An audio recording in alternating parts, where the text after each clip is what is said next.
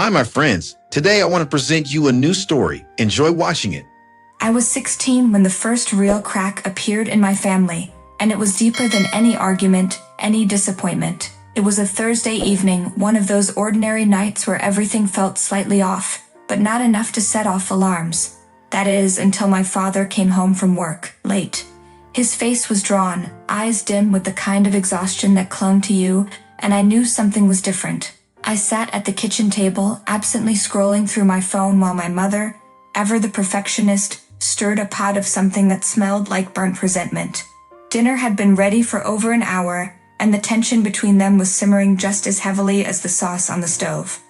Late again, Mom's voice was sharp, cutting through the hum of the evening. She didn't even turn around as she said it, her back straight, shoulders rigid. The words were a question, but there was no question in them at all. "I told you I had meetings," Dad replied, weary. He placed his briefcase by the door, hanging his coat in that habitual, deliberate way he always did. I watched the exchange unfold like I had seen it 100 times before, knowing where it was going but powerless to stop it. "You always have meetings, Richard," Mom shot back, turning to face him now, her lips pulled tight in frustration. "But your family? That's not on your schedule, is it?" Dad sighed, rubbing his temples as if trying to ward off the argument before it began. "But we all knew it was too late for that. Can we not do this tonight, Antonia? I'm tired." "Oh, you're tired?" Mom's voice rose, the words dripping with venom. "I'm tired too. Tired of being ignored. Tired of being alone in this marriage." The sound of their voices rising wasn't new. It was the soundtrack of my life lately. But tonight, something was different. There was a finality in the air, a weight that made my stomach twist. "Enough, Antonia," Dad said, his voice suddenly firm, louder than I had ever heard it. "I can't do this anymore." And just like that, the dam broke. I stood up from the table, frozen in place as I watched him walk towards the stairs. "What do you mean, you can't do this?" I asked, my voice barely a whisper, but he didn't answer. He didn't even look at me. "I'm leaving," Dad said, louder now as he passed me by, heading upstairs. The words hit me like a gust of cold wind, sharp and unforgiving. Mom's face twisted in shock, but she quickly recovered, crossing her arms tightly over her chest. "Good," she snapped. "Maybe you should have left a long time ago." The words were out of her mouth before she could take them back, and I could see the instant regret flash across her face. But it didn't matter. The damage was done. I bolted after him, my heart pounding, the sound of my own footsteps loud in my ears as I followed him upstairs. By the time I reached his bedroom, the suitcase was already out, flung open on the bed like a silent declaration. Clothes were tossed inside, haphazard and desperate, and I stood frozen in the doorway, watching the man I thought would always be there for me packing his life away. "Dad, stop," I whispered, my voice breaking. "You can't just leave, please." He paused for a moment, his back to me, his hand still, but he didn't turn around. "Kira, sweetheart, this isn't about you. It's between your mother and me." "No," I said, stepping into the room now, my hands shaking. "It is about me. I'm your daughter. You can't just walk away." Dad finally turned to face me, his eyes red-rimmed, filled with a sadness so deep it nearly took my breath away. "I don't want to leave you, Kira, but I can't stay here anymore. I can't keep pretending that everything is fine." I wanted to scream to make him stay, but the words got stuck in my throat. Mom's voice carried up the stairs, bitter and sharp. "Let him go, Kira. He's been halfway out the door for months now." The suitcase zipped closed with a finality that sent a chill down my spine. Dad grabbed it, walking past me with one last, soft touch to my shoulder. "I love you," he whispered, and then he was gone. I followed him downstairs, tears blurring my vision, and stood there helpless as he walked out the front door. The sound of it closing behind him echoed in the silence, leaving me standing in a house that suddenly felt like a stranger's. "Mom," I croaked, turning to face her. "Why didn't you stop him?" She looked at me, her face hard, unfeeling. "He made his choice," she said coldly, turning back to the stove as if nothing had happened, as if the last few minutes hadn't completely unraveled everything I knew about my family. And in that moment I realized it wasn't just Dad who was gone. I had lost both of them. The fracture was complete. The months after my father left felt like living in someone else's house. Every room was filled with the remnants of a life we once known, but nothing felt the same. Mom threw herself into her new marriage, like she could erase the past with Amir's wealth and charm. And me? I felt lost. The only constant was the sharp, cold silence that filled our home, broken only by the occasional phone call from my grandmother. "Come by the house, Kira," Grandma said one afternoon, her voice as steady as ever. She always seemed to know when things were falling apart, even without me saying a word. "We need to talk." I knew what that meant. Grandma never sugarcoated anything. She was the founder of our family's business empire, a woman who had built her life on hard work and sharp instincts. If anyone could see through the mess my family had become, it was her. When I arrived at her estate, the house felt just as it always had, warm, welcoming, and full of life. It was the opposite of the cold, sterile mansion I lived in with my mother and Amir. As I walked through the door, Grandma was waiting for me in her office. A large mahogany desk between us, and a folder already sitting on the edge of it, waiting for me. "Sit down, darling," she said, gesturing to the chair across from her. Her gray hair was pulled back into a neat bun, and she looked as composed as ever. But there was something in her eyes, a flicker of urgency. I sat, trying to push down the nerves that were beginning to gnaw at me. "Is something wrong?" She gave me a tight smile. "No, not wrong. But things are changing, Kira, and I need you to be ready for it." I blinked, confused. "What do you mean?" With a deep breath, she opened the folder in front of her, sliding a few documents my way. "This company, Kira, it's always been the cornerstone of our family. Your mother, well, she and Amir are focused on expanding a branch, but I need someone I can trust with the heart of the business." I looked down at the papers, the bold letters spelling out my name in the ownership sections. My stomach flipped. "You're giving me the company?" Her eyes met mine, and she nodded firmly. "I am. You're young, I know, but you're smart, and you've got your father's grit and my determination. I see something in you, Kira, something that your mother—" She paused, searching for the right words. "Your mother never had the same understanding of what this company means. To her, it's just a source of power, but to you, it's going to be your future, if you want it." I stared at the papers, my mind racing. "But I'm 16, I finally said, my voice barely above a whisper. "I don't know how to run a company." Grandma smiled, the kind that softened her sharp edges. "You don't have to do it alone. I'll be here every step of the way. But I need someone who can carry this forward, and I'm not waiting around for your mother to ruin everything." The words landed heavily between us, and I could feel the weight of the decision pressing down on me. Mom had never taken the business seriously, always more focused on her social life and the wealth it brought, and Amir, her new husband, was no different. I knew they had their eyes on expanding their influence through the company, but they didn't care about what it stood for. "What about Mom?" I asked, though I already knew the answer. Grandma's face darkened slightly, but her tone remained even. "Your mother and Amir have their own interests, and they're doing fine with the branch they control. But the core business, the one that holds everything together, that's for you. If you're ready." The thought of standing up to Mom and Amir terrified me. I wasn't sure how they would react if they found out Grandma was passing the company to me instead of them. But there was a part of me, small but growing, that felt a thrill of excitement at the idea. Independence, control. A life that was mine, not dictated by my mother's whims or Amir's ambition. "I want it," I said quietly, my voice gaining strength as I spoke. "I want to take it on." Grandma's smile widened. "Good. Then we'll start right away." She leaned forward, folding her hands on the desk, her eyes shining with a mix of pride and determination. "This isn't going to be easy, Kira. There are going to be battles, and not just with your mother. There are others who will try to take advantage of you, question you, but I believe in you." "Thank you, Grandma," I whispered, my heart pounding.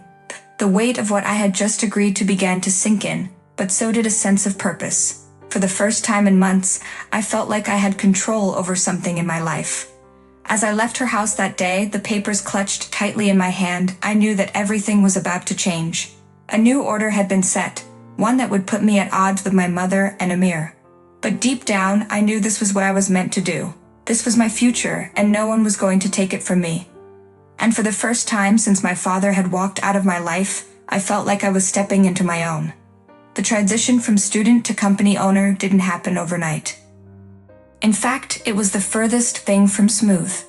Juggling schoolwork, the sudden weight of responsibility, and the constant shadow of my mother's disapproving gaze was overwhelming.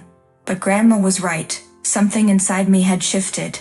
The day she handed me the reins of the company, a door opened, and behind it was a future I hadn't dared to imagine for myself. It was only a week after our conversation that Grandma called me again. This time, her tone was different. More urgent, yet oddly excited. "Kira, I need you to come to the office. There's something I want to show you." I didn't question it. The company's main office was in the heart of the city, and every time I stepped through those polished glass doors, I felt a strange mix of fear and exhilaration. But today was different. Today, Grandma was waiting in the conference room with a man I didn't recognize. His sharp suit and professional demeanor screamed lawyer. "Kira, this is Mr. Jennings," Grandma introduced, gesturing toward the man. "He's here to finalize a gift I've been working on for you." "A gift?" I asked, confused.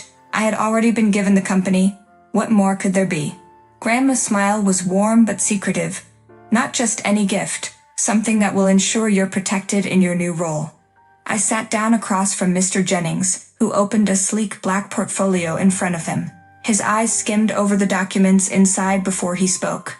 "This is a trust fund, Kira," he began, sliding the paperwork toward me. "Your grandmother has allocated a significant portion of the company's assets to ensure that, no matter what happens with external branches, particularly those under your mother and stepfather's control, you will retain the final say." I froze. "You mean, this is all mine, like legally?" Grandma nodded, her expression firm. "I'm not taking any chances, Kira. Your mother and Amir are already circling like vultures, trying to extend their influence. I don't trust them, and neither should you. This trust gives you full control over key decisions. They can't override you. Not now, not ever." I stared at the papers, a whirlwind of emotions stirring inside me. A part of me knew this was necessary. Mom and Amir had made no secret of their ambitions, and I'd heard them whispering about their plans to consolidate the company under their leadership. But I hadn't expected this level of protection from Grandma. "What do I have to do?" I asked, trying to keep my voice steady. "Just sign," Mr. Jennings said, handing me a pen. "It's all in your name. You're the sole beneficiary." For a moment, I hesitated. My mind raced with images of my mother's reaction.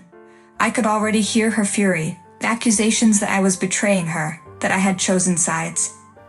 But deep down, I knew this was about more than just family drama. This was about securing my future, and the future of the company. With a deep breath, I picked up the pen and signed my name on the dotted line. Mr. Jennings smiled approvingly, gathering the papers back into his portfolio. "Congratulations, Kara, you've made a very smart decision." As soon as he left the room, the weight of what I had just done settled in. I turned to Grandma, a mixture of gratitude and fear swirling in my chest. "Do you really think it'll come to this? That they'll try to take everything?" Grandma sighed, her eyes softening. "Your mother, I love her, but she's always been more concerned with appearances than substance. Amar, well, he's another story. He sees the company as a tool, a means to an end. But this is your legacy, Kira, and I won't let them strip it from you." Her words were like a balm, easing the anxiety I hadn't even realized had been growing inside me. I trusted Grandma more than anyone, and if she said this was necessary, then it was. "I'll be ready," I said quietly, but with newfound resolve. "I won't let them take what's mine." Grandma smiled, pride shining in her eyes. "Good. Because this isn't just a gift, Kira. It's your shield. You'll need it more than you think." As we left the office that day, the gravity of my new responsibilities hit me harder than ever before.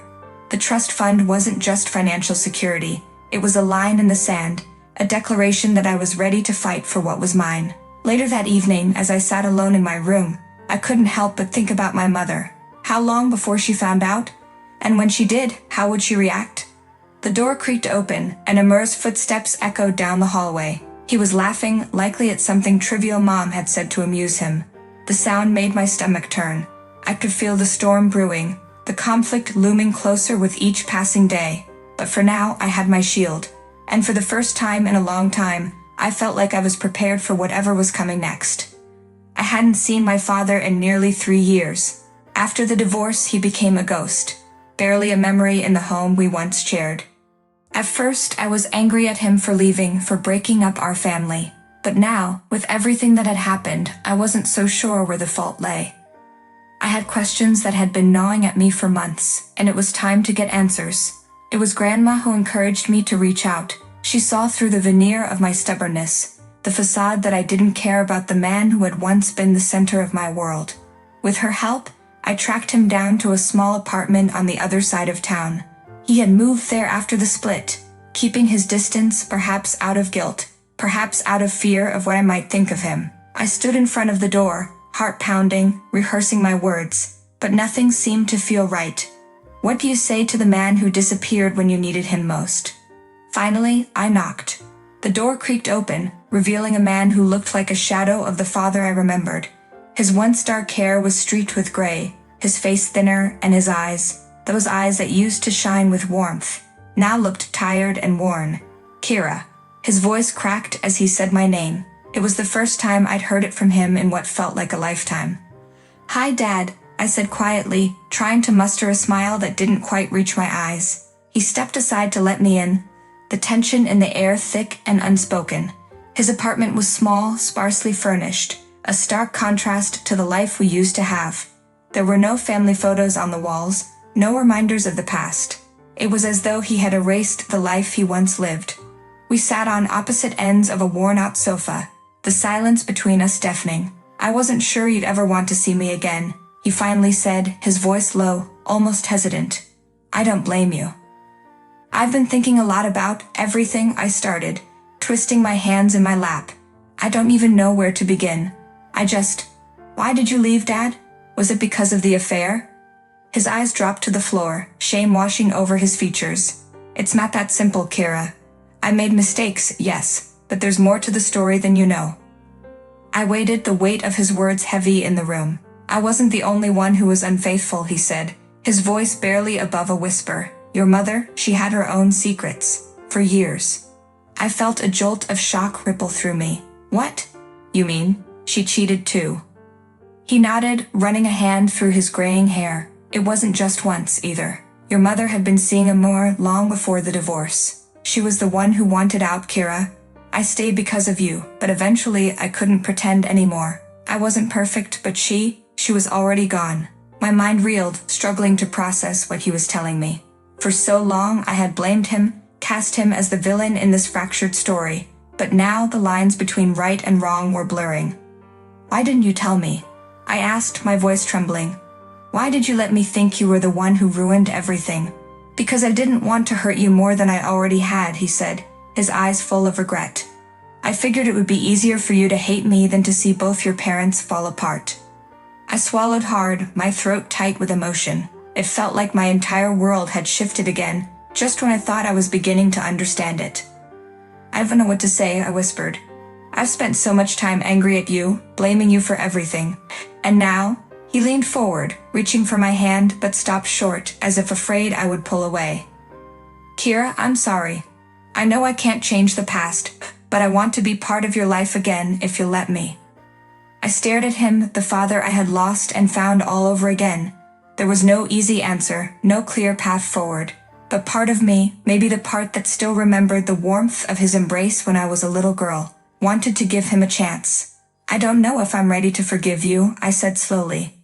"But I think I want to try." His eyes glistened, and for the first time since I arrived, he smiled, a small, tentative smile that held a glimmer of hope. "That's all I can ask for," he said softly. As I left his apartment that day, I felt lighter, as if a burden I didn't even know I was carrying had been lifted.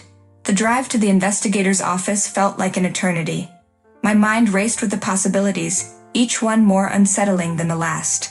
I had spent years piecing together fragments of my mother's lies, but today I was going to hear the full truth. The truth about the affair, about Amir, and about everything else she had hidden from me. Grandma sat next to me, her hand resting on mine, steady and reassuring. Her presence was the only thing keeping me grounded. As we pulled into the parking lot, I took a deep breath, bracing myself for the revelations that lay ahead. Mr. Bennett, the investigator, greeted us with his usual no-nonsense demeanor. He slid a thick file across the table, his eyes serious. Kira, you'll want to take a deep breath before you look through this. I opened the file and my heart sank.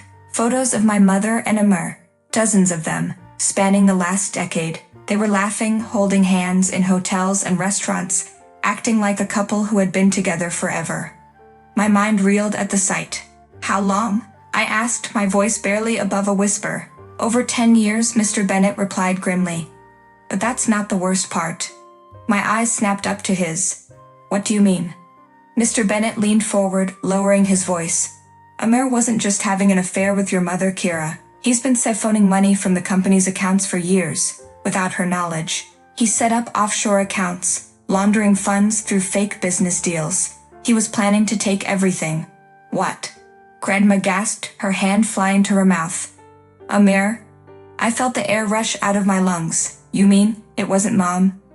No, Mr. Bennett confirmed.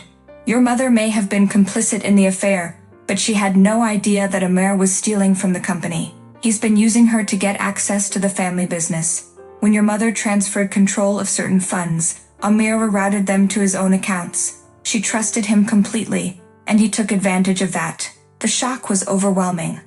Amir, the man my mother had ruined her marriage for, had been using her all along.